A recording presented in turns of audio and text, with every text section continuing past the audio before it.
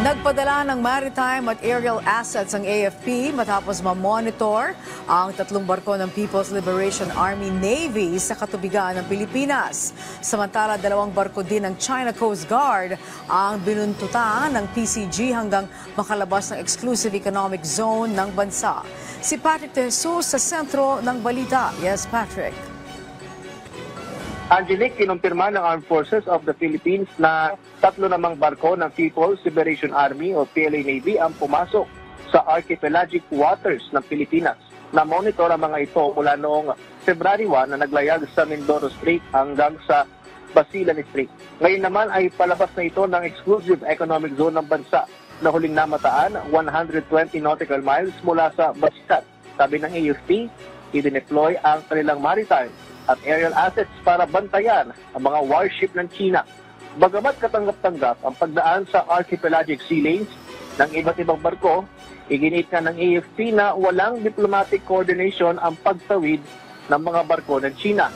Hindi rin daw expeditious ang naging takbo o yung paglayag ng mga ito na naglayag lamang sa bilis na 5 to 6 knots. Sa kabila nito, sinabi ng Sandatahang Lakas na hindi ito cause of alarm at nakahanda sila sa anumang hakbang para protektahan ang pambansang seguridad. Samantala, binuntutan ng Philippine Coast Guard ang 2 barko ng China Coast Guard hanggang makalabas sa mga ito sa exclusive economic zone ng Pilipinas. Ang mga barko ng China na CCG 3301 at 316 ang lumapit noon ng 34 nautical miles mula sa coastline ng Pangasinan. Sabi ng PCG, mahigpit na binantayan ng kanilang barko na Biaticabra ang mga barko ng China Coast Guard hanggang sa nakalabas ito ng EEZ ng bansa.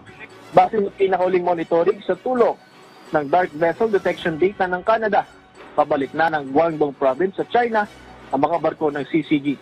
Sa gitna nga ng mga aktibidad ng barko ng China, sinabi ng isang eksperto na dapat lamang na patuloy na ipakita ng bansa na hindi tayo natatakot. Kahit nagdadaan lang sila, papakita natin na tayo'y nagbabantay pa rin at naninindigan pa rin na kung nadaan sila, dapat ayon sa batas din ang kanilang pakikiraan. Angelique, ngayong araw ay nagsasagawa naman ng bilateral air intercept training ang Pilipinas at US at kabilang sa lugar ng pagsanay ang bisinidad ng Bajo de Masinloc.